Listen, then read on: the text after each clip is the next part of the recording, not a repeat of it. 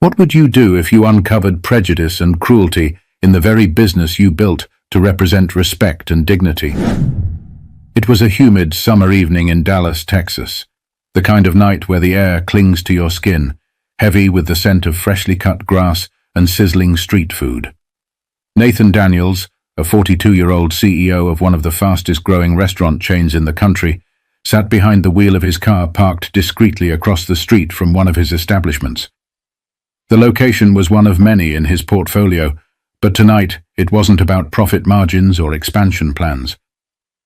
Nathan had built his business on a foundation of community, respect, and inclusivity, and he prided himself on running a company that reflected those values. But recently, he had started hearing whispers, subtle complaints from customers, and cryptic feedback from his managers. Something felt off. Nathan stepped out of his car, blending into the evening crowd in a pair of well-worn jeans, a plain grey t-shirt, and a cap pulled low over his eyes. He wanted to be unrecognizable, just another face in the line. His goal was simple: see his restaurant the way any customer would. As he walked through the door, the familiar aroma of sizzling burgers and fried chicken greeted him. The dining area was modest but clean, buzzing with the sound of chatter and clinking cutlery. He smiled faintly. For a moment, it felt like everything was as it should be. But as he approached the counter, something caught his attention, a low murmur of laughter from behind the register. The employees, two young men, were leaning against the counter, oblivious to the small line forming in front of them. Their laughter grew louder, punctuated by whispered comments that made Nathan pause. He couldn't make out the words just yet, but the tone was unmistakable. Mocking, sneering, ugly. But Nathan didn't react right away. Instead, he decided to wait and listen, unsure of what he might uncover next. Nathan pretended to study the menu board, letting the line shuffle forward until he was second in line. The laughter persisted, now more pointed, more deliberate. A middle-aged man with a noticeable limp shuffled out of the restaurant, balancing his tray and a soda precariously. "Man, you see the way he waddled out of here?" one of the employees whispered, loud enough for anyone nearby to catch. The other snickered. "Bet he can't even make it to the car without spilling his drink." Nathan froze. His stomach churned with anger and disbelief. He watched as the man they mocked paused by the door to adjust his grip, his face a mixture of concentration and quiet determination. Nathan's gaze flicked back to the two employees. Their smug expressions made it clear this wasn't a one-off moment of poor judgment. It was habitual. But it didn't end there. The employee at the register turned to his colleague, motioning toward the line. "Look at this guy," he said, jerking his thumb toward the next customer, a woman wearing a threadbare hoodie. "Bet she's about to count out change in nickels. Probably can't even afford a drink." The second employee smirked, muttering something Nathan couldn't make out. But the tone made his skin crawl. He felt his hands clench involuntarily, his pulse quickening. As Nathan approached the counter, the two employees seemed to take notice of him for the first time. "Yo, you think he's one of those food delivery dudes?" one whispered loudly, glancing at Nathan's plain clothes and casual demeanor. "Nah," the other replied with a chuckle. "Probably just another guy looking for a quick deal. Cheap types love the dollar menu." Nathan's breath hitched, but he forced himself to remain composed. This wasn't just about him. It was about every customer who walked through those doors, about the values his company was supposed to stand for. But Nathan knew he couldn't react just yet. Not until he understood the full extent of the problem. Nathan placed his order calmly, his voice steady despite the storm brewing inside him. A simple burger and fries, nothing fancy, nothing that would draw attention. The employee at the register barely made eye contact, punching the order into the system with mechanical indifference. Nathan stepped aside, his eyes scanning the dining area. Families, teenagers, a few solo diners. It was a typical evening rush. He found an empty table near the corner where he could observe without being noticed. As he waited for his food, he replayed the scene at the counter in his mind, every word, every sneer. This wasn't just bad customer service, it was a toxic culture, one that mocked vulnerability and preyed on those who didn't fit a certain mold. Nathan's mind raced with questions. How far did this behavior go? Were these two employees an isolated issue, or was there a deeper problem festering within his company? The thought made his stomach tighten. He had spent years building this business from the ground up, pouring his heart into every detail. The food, the atmosphere, the hiring process, it all reflected his vision. Or so he thought.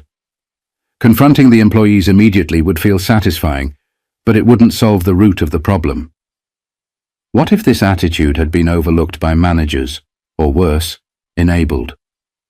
Nathan had always believed in second chances, but could he afford to give one here? And what message would that send to his other employees?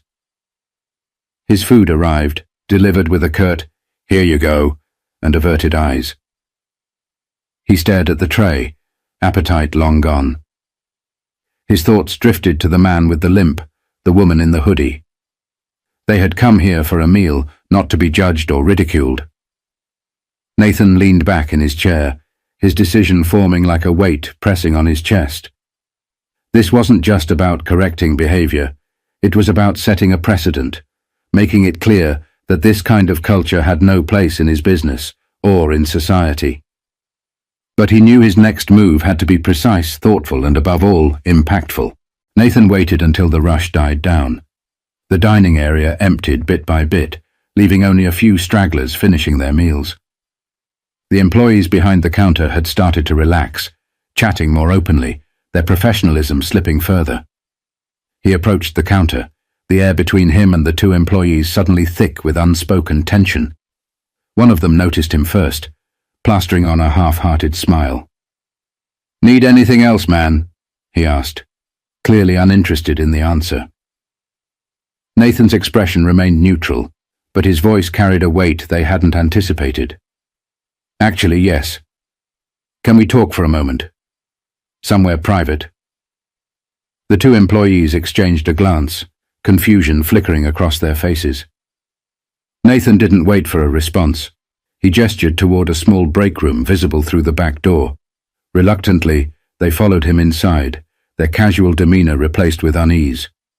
Inside the cramped room, Nathan closed the door, leaning against it for a moment before turning to face them. "Do you know who I am?" he asked, his voice calm but firm. One of them shrugged. "No. Should we?" Nathan reached into his pocket and pulled out his business card, handing it to the one who had spoken.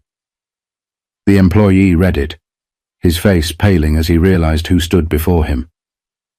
You're the CEO?" he stammered. Nathan nodded, crossing his arms. "That's right. And I was in line tonight, listening to every word you said about the customers who walked through that door. The man with the limp, the woman in the hoodie, even me. You didn't hold back, did you?" The second employee opened his mouth to speak, but Nathan cut him off. "Don't. This isn't the time for excuses. What I heard tonight goes against everything this company stands for. I built this business to create a welcoming space for everyone, regardless of their circumstances, appearance, or background." The room fell silent, the employees shifting uncomfortably under Nathan's gaze. "You've turned this place into something ugly," Nathan continued, his voice rising slightly. "You mocked people who came here for a meal, people who trusted us to treat them with respect. Do you understand how serious this is?"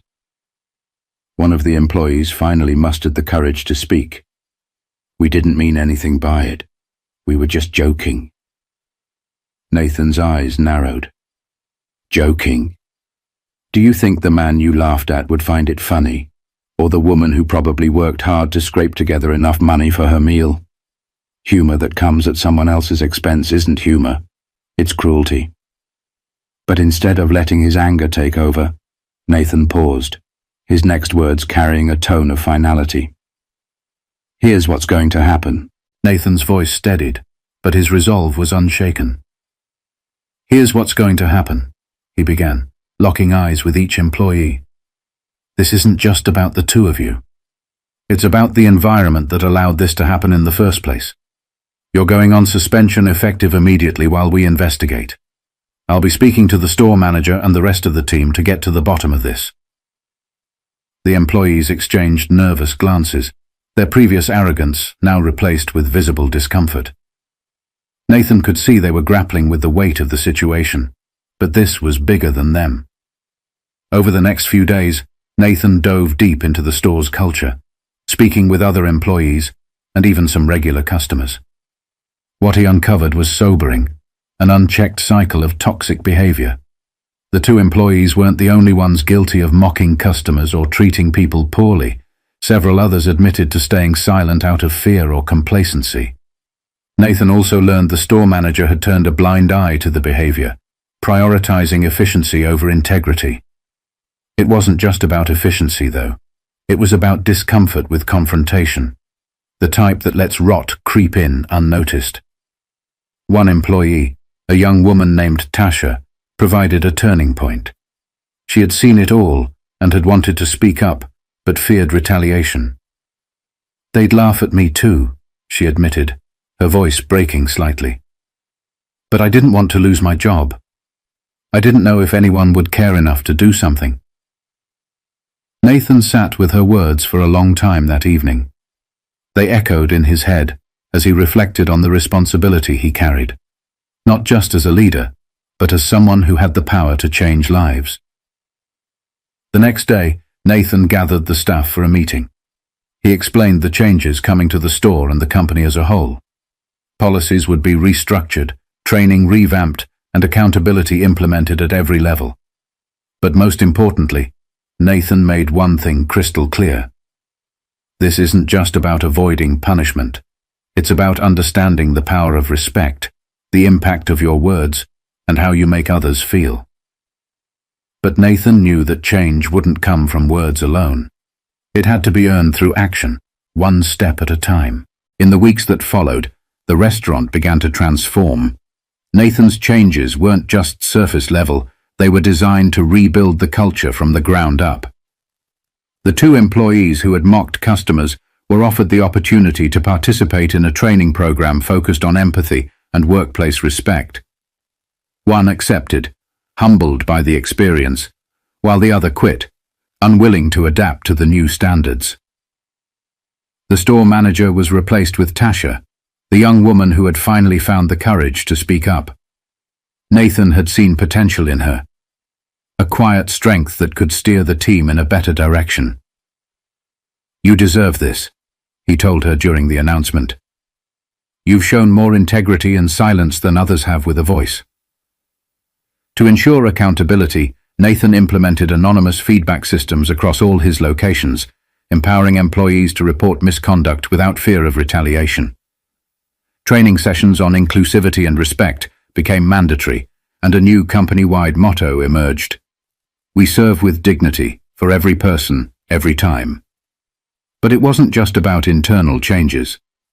Nathan went a step further, using the incident as a catalyst to advocate for broader conversations about respect and inclusion. He partnered with local organizations to host community events, inviting people from all walks of life to share their experiences and build understanding. Reflecting on the journey, Nathan understood this wasn't just about his company. It was about the values we carry as individuals and the ripple effect those values have on the world. "Words can heal or harm," he said during one of the community events. "It's up to us to choose which path we walk."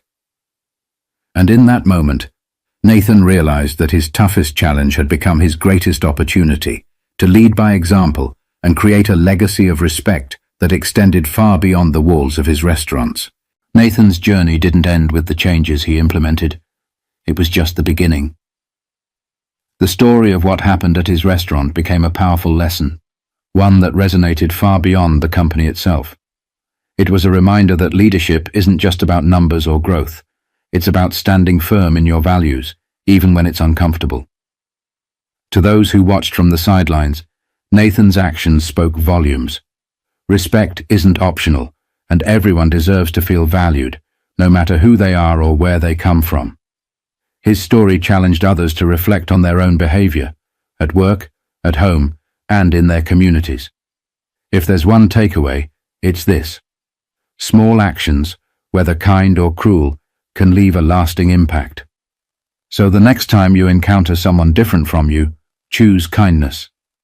You never know whose day you might brighten or whose life you might change.